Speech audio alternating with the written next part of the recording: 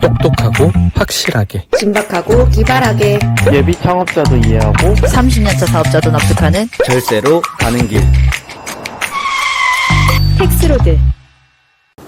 안녕하세요. 김나은 세무사입니다. 이재엽 세무사입니다. 오늘은 결손금과 이월결손금에 대해 이야기해보려 합니다. 결손금과 이월결손금 처음 들어보시는 분들이 더 많을 것 같은데요. 단순하게 표현하면 세금을 줄여줄 수 있는 항목이라고 할 수 있습니다. 결손금은 그 해의 수익보다 비용이 많을 때 발생할 수 있는 항목인데요. 즉, 비용이 더 많으면 전체적인 이익은 마이너스가 되죠. 이렇게 사업을 하면서 적자가 난 금액을 결손금이라고 합니다. 이 결손금을 잘 기억하고 있다가 다음 연도로 넘기면 이땐 이월결손금이라는 이름으로 바뀌게 되는 것입니다.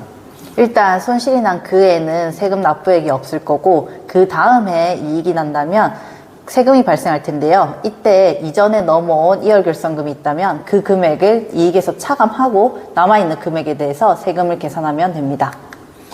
몇 년 동안 사업이 적자가 나서 쌓여있는 결손금이 있다면 이 결손금을 다 사용할 때까지 이익에 대해서 세금을 내지 않아도 되는 구조입니다. 그럼 오늘의 첫 번째 질문을 보겠습니다. 안녕하세요. 저희 사업장은 오랜 기간 적자 상태라서 결손금을 계속 쌓아두고 있는 상황입니다. 이 결손금은 기간에 제약 없이 평생 사용할 수 있나요? 질문 대표님은 결손금의 소멸 시기를 여쭤보시는 것 같아요. 결손금은 평생 소멸하지 않고 저장되어 있는 형태는 아닙니다. 세법에는 결손금의 발생 시기에 맞춰 사용할 수 있는 기간을 정하고 있습니다. 결손금의 발생이 2008년 12월 31일 이전 사업연도라면 5년간 공제가 가능하며 2019년 12월 31일 이전 사업연도라면 10년간 공제가 가능합니다. 또한 2020년 1월 1일 이후에 사업연도에 발생한 결손금이라면 15년 동안 공제가 가능하도록 법에 열거되어 있습니다. 질문 대표님도 각 결손금의 발생 시기를 잘 보시고 사용 가능 여부를 판단해 보시면 좋을 것 같습니다. 자, 다음 질문을 보겠습니다. 안녕하세요. 저희 회사가 이전부터 가지고 온 결손금이 있습니다. 작년에 이익이 났었는데 신고 때 깜빡하고 적용을 하지 못하였는데요. 올해 적용해도 될까요? 이 질문의 답변은 적용할 수 없습니다. 인데요. 2월 결손금의 경우 공제 시기를 임의로 선택할 수 없도록 규정해 두었습니다. 네, 맞습니다. 그렇기 때문에 질문 대표님은 이전 사업연도에 대해서 경정 청구를 진행하셔서 결손금을 반영하셔야 합니다. 네, 그럼 다음 질문을 보겠습니다. 안녕하세요. 이전에 법인을 운영하다가 폐업하고 다시 사업을 시작하게 되었습니다. 이전 법인에 쌓여있던 결손금이 있었는데 그걸 사용할 방법은 없나요? 이 질문을 처음 받고 이미 폐업한 사업장인데 별개로 봐서 안 될 것 같다 생각을 하면서 예규를 찾아보았는데요. 아주 옛날인 1999년에 이와 관련된 예규가 있습니다. 네, 예규를 보시면 폐업 후 재개업 시 종전 사업자 번호를 부여받아야 하고 폐업 전 결손금은 공제 가능하다는 내용을 보실 수 있습니다. 질문 대표님도 다시 사업을 시작하실 때 이전에 사용했던 사업자 번호를 그대로 받으시고 이전의 결손금을 적용하시면 되실 것으로 판단됩니다. 자, 다음 질문을 보겠습니다. 안녕하세요. 회사가 적자가 난 경우 냈던 세금을 돌려받는 제도가 있다고 들었습니다. 저희 회사도 가능한가요? 대표님이 결손금 소급공제 제도를 말씀하시는 것 같습니다.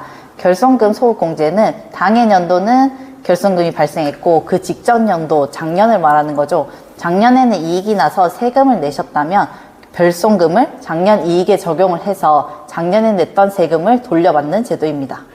결손금의 가장 기본적인 활용은 마이너스 금액을 가지고 있다가 이익이 난 연도에 순차적으로 차감하는 형태지만 질문자님께서 여쭤보신 내용은 결손금 활용에 있어 나라에서 특혜를 준 것이라고 보시면 되겠습니다. 질문 대표님의 회사 사항에 대해서 좀 더 깊은 상담이 필요하겠지만 기본적으로 대표님의 회사가 중소기업이고 직전 연도 법인이 납부한 세금이 있으며 올해 법인이 적자가 난 상황이라면 적용이 가능하실 것으로 보입니다. 그리고 직전 연도 법인세 신고와 당해 연도 법인세 신고가 모두 신고기간 내에 이루어지셨어야 합니다. 이 제도는 반드시 중소기업만 적용이 가능하다는 점이 특징적입니다. 그리고 소급공제 환급 신청서를 당해 법인세 신고 시 제출하시면 되겠습니다. 네, 이 제도를 신청하면 법인세에 따라오는 법인지방소득세 환급 부분까지 생각하실 수 있는데요. 법인지방소득세에 대해서는 별도로 환급 신청을 진행하지 않으셔도 됩니다. 법인세 부분을 신고하면 지방소득세는 자동으로 신청된다고 보시면 됩니다. 결손금 소공제는 개인 사업자도 가능하기 때문에 개인 사업자이신 분들도 활용하실 수 있는 제도입니다. 자, 오늘의 마지막 질문입니다.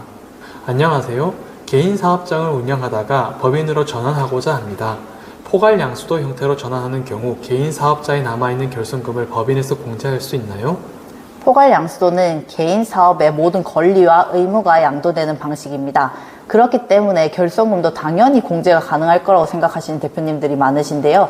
안타깝게도 이 경우 결손금 공제가 불가능합니다. 이는 법인세 집행 기준에 열거되어 있는 것으로 포괄 양수도뿐만 아니라 현물 출자하는 경우에도 불가능하다는 것을 알 수 있습니다. 오늘 여기까지 결손금과 이월결손금에 대해서 다뤄보았습니다.